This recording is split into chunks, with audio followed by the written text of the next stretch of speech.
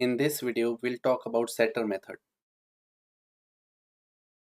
So this method is used to modify the data that is coming from a parent component. So till now we have seen we can pass the data to a child component, but now there is a scenario in which we want to modify the data that is coming from the parent component, and there we use the setter method. Setter and the getter always use together, and setter method name and the getter method name should be same whenever you use the getter setter. Setter method always receive the data, so it always expect a parameter here. Setter we usually use to mutate the data. Whatever the data comes, if you want to add a property, remove a property, or update a property, always do within the setter. And whenever you want to expose your method, you use add the rate API we already know. And we know like we are using setter in the child component. That means we definitely expecting some data to come from a parent component, so we use add the rate API along with the getter setter. It's up to you whether you want to use add the rate API with the getter or the setter. Both works fine because the method name is same. And the very important point here is if object is passed as a data to the setter, suppose this data is an object. To mutate the object, we have to create a shallow copy, otherwise it will throw an error. So let's go and see whatever we talked just now in a example. So I am in my VS Code. Let's create a component setter demo parent and another component setter, another lightning web component setter demo child. So we are creating two components, one is parent, one is child, and let's embed the child component in the parent component. And first let's create the lightning card. We give the title setter method demo. So this is our parent component. Here we're gonna add our child component, and to add the child component we already know it start with C hyphen your component name, setter demo child. So we embed our child component to the parent component, and to confirm its loading, let's add some template to a child component. That let's say array a child component, and let's deploy this. Before deploying, we have to do some changes in the configuration file, and we're gonna place this component in the app page. File change is exposed to true and the targets to a lightning app page. So let's run the command and deploy this component. Now the component is deployed. Let's go to our org, and I'm already in my org. So let's go back, and so I'm in the component communication tab under the 0 to hero app. Let's edit this page, and let's place our component. Our component name is setter demo parent. Let's drag it to the right hand side. Hit save. Let's go back. Now you can see that the child component content is loading perfectly. Let's go back to our VS Code, and now from the parent let's pass some data, and I want to pass some details. So I'll say user details, and I want to pass the data as an object. So I'll say name Salesforce group, and I'll say it's an object, so no equal to, it should be colon, and I want to pass age as well. I'll say 25, and to pass it we have to create a public property in the child component. So we'll go and create a public property at the rate API detail,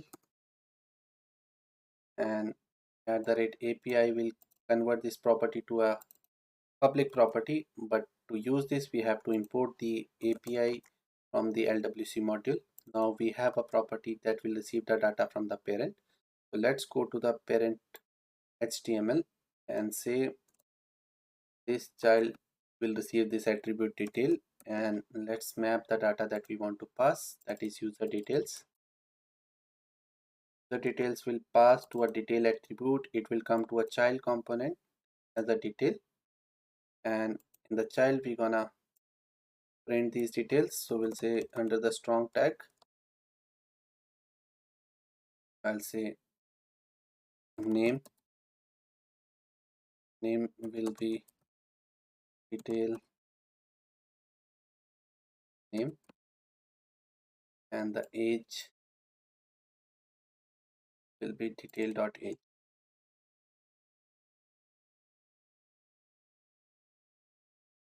So the child.js is receiving the data and it will print the data in the HTML. Let's deploy and see whether we are able to achieve the data the screen or not. Now it's deployed. Let's go and refresh the page. And now you see our name is coming correctly, Salesforce Troop, and age is coming 25.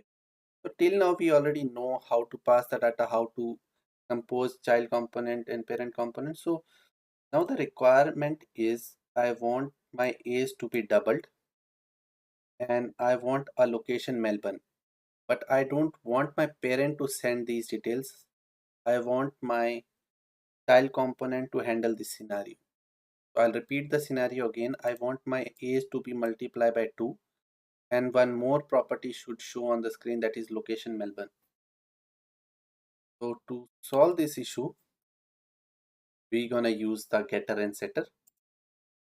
So let's convert this detail to getter and setter. So I'll first create a getter detail. We are converting the property to a method detail, and for setter we'll use set keyword and the same method name as getter. We already know the set will receive the data, so it will receive the data. And I'll go and create another property. I'll say user detail, and whatever the data comes, I'll say this dot user detail equal to data. So whatever data is coming, I'm updating the data into the user detail, and the detail method will return this dot user detail, and on the screen it will be detail dot name. So I have just convert the existing code to a getter setter. I haven't mutated the data yet. I just copy the data to a property, and the same property the getter will return, and we are calling the getter dot name. So it will work. So let's go and push and see whether after converting that scenario to getter setter, the code is working or not. Let's go to the page, refresh the page.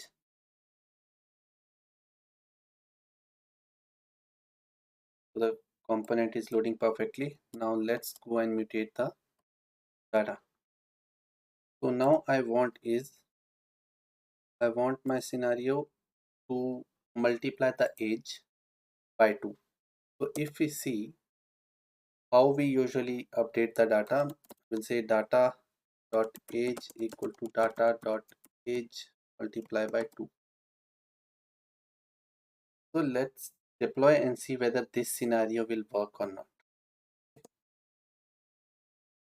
So now I am updating the actual data that is coming by multiplying it by 2. Let's deploy. Let's go to the page and refresh the page.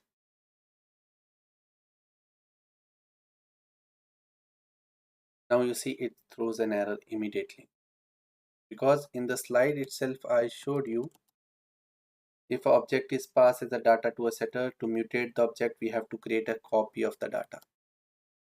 But in our code what we are doing is we are not creating the copy, we are updating the data directly. To create a copy, we already know we can use the spread operator. So this is how we are creating the copy. And while creating the copy, we can add the age here, and we can say let's create the variable new age. And now data dot age multiply by 2 become 50 here, and new age I'll map to a age property. And we already know when we use a spread operator, if the property is already existing on the left hand side and the new property with the same is on the right hand side property will override the value of the left hand side. So what will happen is, within this data the age will become now 50 because the right hand side will override the value of the left hand side. So let's see, let's deploy and see now on the screen, are we able to see 50 or not. So it's deployed. Let's refresh the page. And now on the screen, you can see the 50 is coming. So this is how we mutate the data with the copy. And if you want to add a location, you can simply say location Melbourne. Spread operator has so many powerful features, like you can add a property, you can update a property. So this location property is not already available on the left hand side, so it will add the property now. And on the screen we can simply print that location. Go and take the key name location, go to HTML with location dot location. Let's deploy and see if it's working or not. Now the component is deployed. Let's go and refresh the page.